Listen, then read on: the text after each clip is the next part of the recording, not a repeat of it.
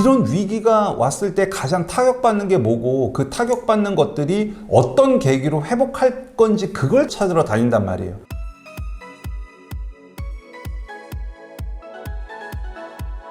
헬로 부동산 전문 이승은 변호사입니다. 성우님은 요새 무엇에 관심이 제일 많으신가요?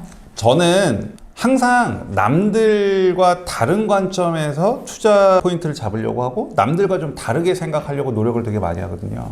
금리가 이렇게 오르면 부동산 중에서도 특히 어떤 부동산이 힘들까요? 수익형 부동산. 그렇죠. 금리가 이렇게 오르면 제일 힘든 부동산이 수익형 부동산이죠. 그럼 수익형 부동산으로 우리가 대표적으로 얘기하는 게 상가죠. 그런데 더 많이 떨어지는 상가가 있어요. 사람이 안 오는 상가가 더 많이 떨어지겠죠. 그럼 예를 들어 볼게요. A라는 상가에 손님들이 막 올 거잖아요. 근데 이 주위에 살던 사람들이 다 이 마을을 떠나버렸어. 그럼 이 상가의 가격은 어떻게 될까요? 떨어지죠. 폭락을 하겠죠. 금리가 올라가는데 수익형 부동산은 취약한 데다가 이 상가를 방문하던 주위에 있는 사람들이 다 떠나가면 거의 헐값이 될 거잖아요.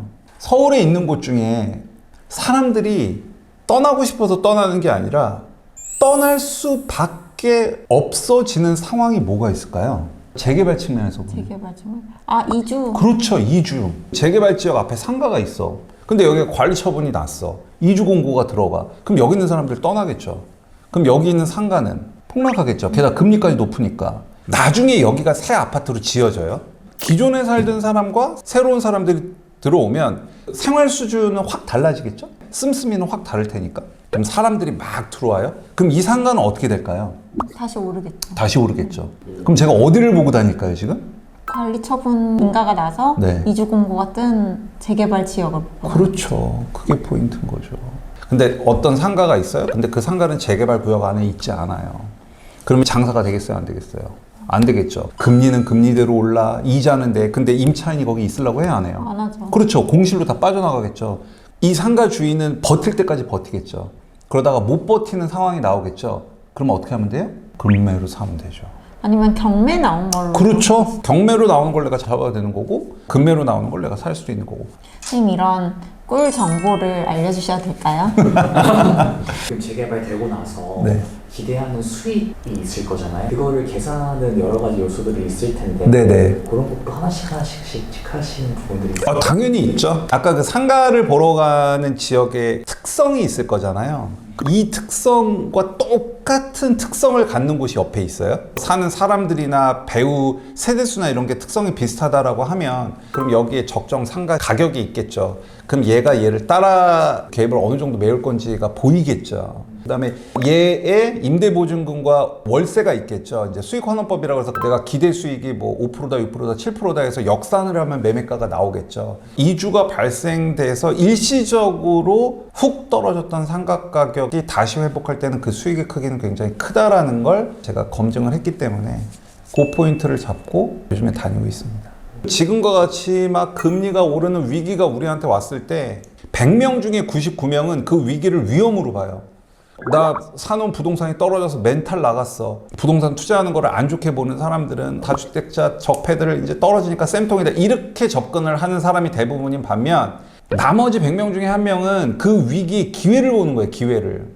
이런 위기가 왔을 때 가장 타격받는 게 뭐고 그 타격받는 것들이 어떤 계기로 회복할 건지 그걸 찾으러 다닌단 말이에요. 결국 그 한 명이 위너가 되는 거죠. 또 하나 사례를 말씀을 드리면 이주가 나갈 거잖아요. 그럼 이분들이 어딘가 가서 살아야죠. 그럼 그 근처에 있는 빌라의 전세 가격은 어때요? 올라죠. 올라가죠. 갭 투자를 할 수 있겠네요. 그렇죠. 매매가도 올라가는 거죠. 그래서 제가 가는 지역 보면 이주가 일어나기 전에 빌라가 매가가 1억에 전세가 8천이었던 동네예요. 당장 이주가 시작되고 나서 그 매매가 1억이 얼마까지 갔냐면 1억 8천까지 갔어요. 그리고 전세가는 8천에서 딱 2배 됐어요. 1억 6천. 이제 그런 것들이 남들이 보지 못하는 투자 포인트가 되기 때문에 생각을 좀 달리 하고 어려움이 닥쳤을 때 기회로 연결해서 수익을 낼 수 있는 그런 스킬을 좀 가셨으면 좋겠습니다.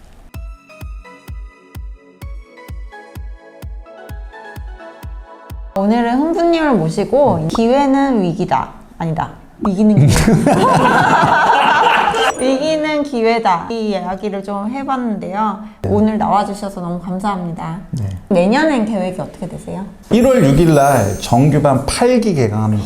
내년부터 네. 저를 섭외하실 네. 때 꼭 2주 전에는 연락을 다른 유튜브 채널에서 이렇게 3일 전에 전화해서 나와달라고 요청받은 게 이번이 처음이었습니다. 아, 죄송합니다. 네. 3일 전에 연락해 주셨는데도 불구하고 이렇게 좋은 콘텐츠로 와주셔서 너무너무 감사해요. 네, 고맙습니다. 감사합니다. 영상이 도움이 되셨다면 구독, 좋아요, 알림 설정 부탁드릴게요. 감사합니다. 네, 감사합니다. 내년에 뵐게요.